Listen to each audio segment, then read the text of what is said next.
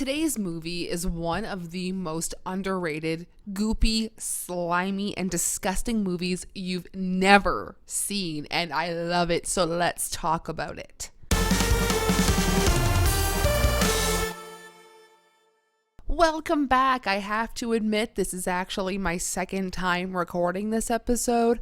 It's gone up late. If you haven't noticed, I had some technical difficulties with the first recording of this for some reason.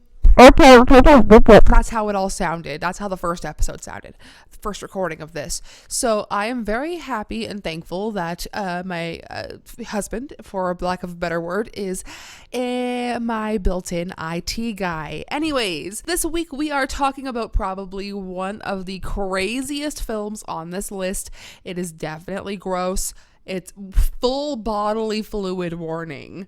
But first, Welcome to Derry has been officially renewed for season 2, and this is the best news. I've been waiting for this, like the first season had such an unexpected impact on me, but for season 2 we are moving further back in time to 1935 during the Great Depression, and it will follow the Bradley Gang Massacre, where a group of bank robbers who stop into Derry for ammunition encounter the ultimate evil.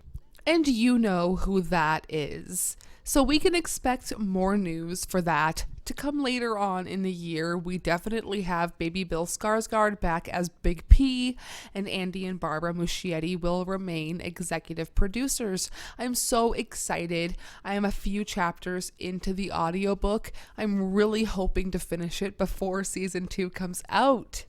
We also have news that Deathgasm 2 will be coming. I'm so excited. It should be hitting us in October with the tagline, "Evil Comes Again." So very excited about that. But today we are talking about a movie that has one of the more ridiculous titles I have had the honor and privilege of saying out loud on a podcast. This movie is called PussyCake, also known as Emesis. And if you don't know what Emesis means, well, let's just say it's a pretty big hint about what the kind of movie that we're getting into, because this is a 2021 Argentine horror movie about an all-female rock band that they're heading out to a remote town for a gig, only to discover that town is basically deserted, but something strange is happening, and before long, we are dealing with zombies, interdimensional horrors, bizarre infections, body horror, creatures, and enough vomit to make you regret your mid-movie snack. So, from 2021, directed by Pablo Pares, a struggling all-girl rock band goes on tour to discover their worst problem is not just being forgotten by their fans. And before we begin, please go ahead and give the Get Weird podcast a 5-star rating, a comment, a like, whatever, wherever. And please go ahead and check me out on social media. I will leave it all linked somewhere, wherever you're listening. But let's get into today's movie. PussyCake, like I mentioned, is an Argentine horror sci-fi movie. Now, this movie has like the perfect runtime, in my opinion. 82 minutes. It's quick, like we're getting in, we're getting out. It does not waste time. We get right to the weirdness, does not overstay its welcome. I think it does need some explaining, so there will be some spoilers ahead, but basically we have a rock band aptly named PussyCake, consisting of Elle, Sarah, Julie, and Sophie, along with their manager Pato, and they're trying to get their career back on track. So they travel out to this isolated location for a concert, as one does. And I don't know about you, but when I think isolated location for a concert, I am immediately thinking Firefest. And I guess this could be their equivalent to Firefest.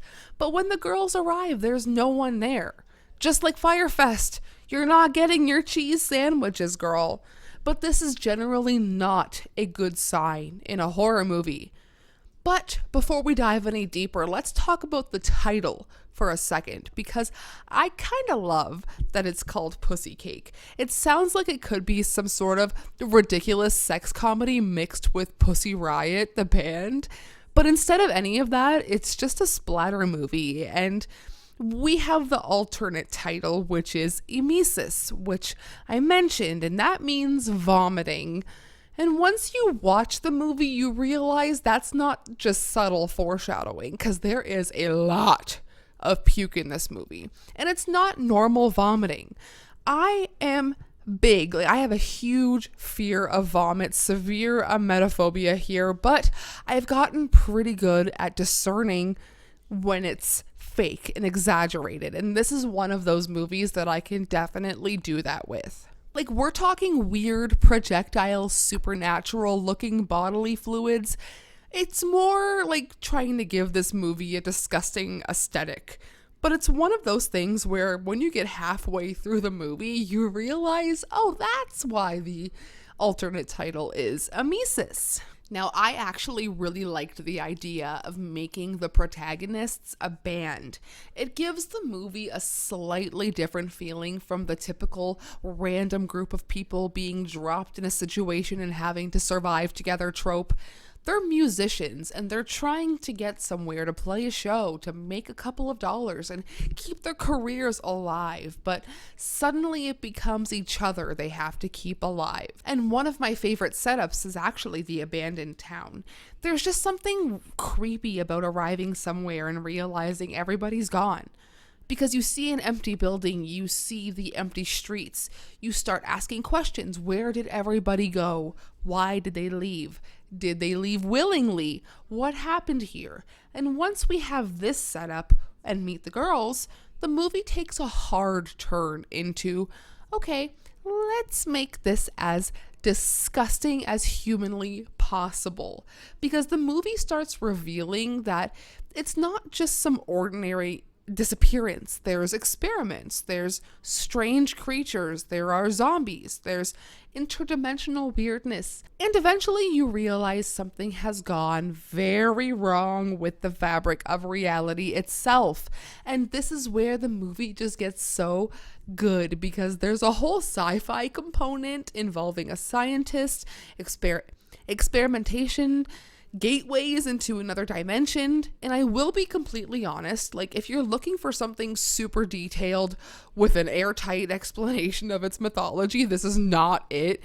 But we're more concerned with, here's a portal, here's a monster, here's a zombie, here's some puke, good luck. And I'm okay with that, because this movie's priority is the experience. It throws you into a violent, disgusting nightmare, but it keeps things moving. And speaking of the disgusting nightmare, we have to talk about the gore, because this is where the movie really shines. The practical effects are one of the biggest selling points of this movie, I promise, because we're getting blood, we're getting dismemberments, we're getting decapitations, impalements, creatures, bodily fluids, all kinds of disgusting shit that happens to the human body.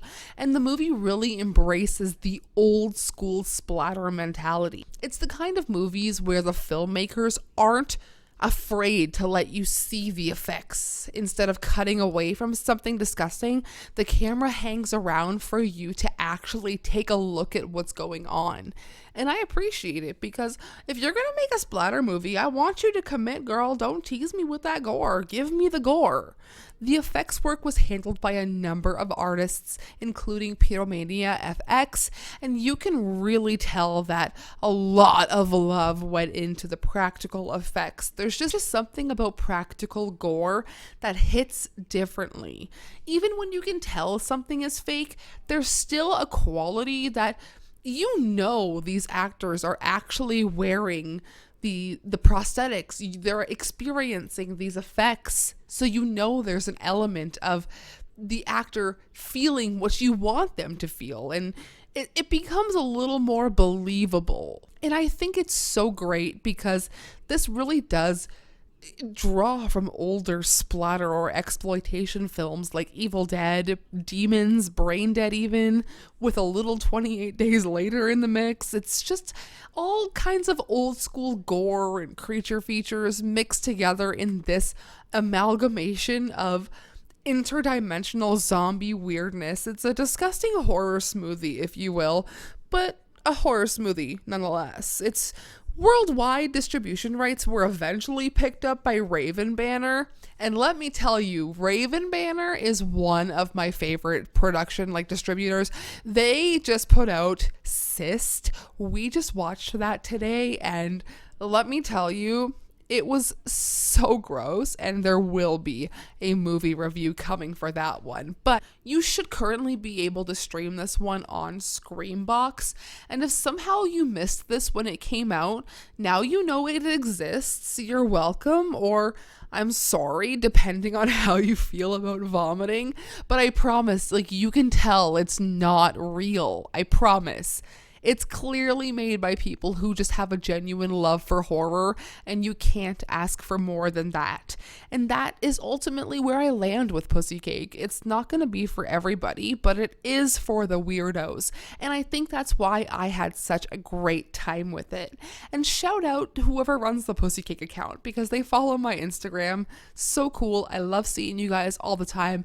Thank you. You guys made a wonderful movie, and I am screaming from the rooftops. If you guys love a gory, gross, with effects that are just so tactile that you can feel, you guys have to watch this movie.